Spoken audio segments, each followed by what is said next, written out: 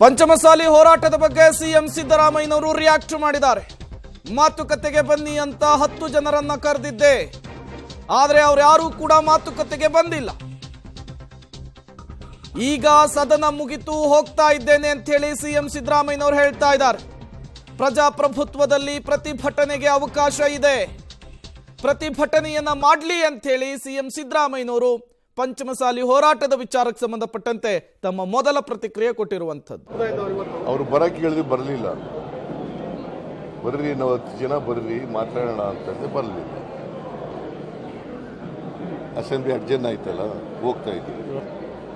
ಈಗ ಪ್ರಜಾಪ್ರಭುತ್ವದಲ್ಲಿ ಹೋರಾಟ ಮಾಡಲಿಕ್ಕೆ ನಮ್ದೇನು ವಿರೋಧ ಇಲ್ಲ.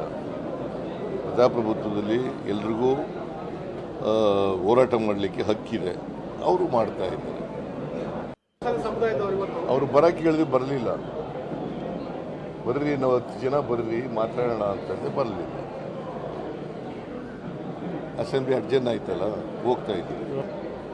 ಈಗ ಪ್ರಜಾಪ್ರಭುತ್ವದಲ್ಲಿ ಹೋರಾಟ ಮಾಡಲಿಕ್ಕೆ ನಮ್ದೇನು ವಿರೋಧ ಇಲ್ಲ. ಪ್ರಜಾಪ್ರಭುತ್ವದಲ್ಲಿ ಎಲ್ರಿಗೂ ಹೋರಾಟ ಮಾಡಲಿಕ್ಕೆ ಹಕ್ಕಿದೆ, ಅವರು ಮಾಡ್ತಾ ಇದ್ದಾರೆ.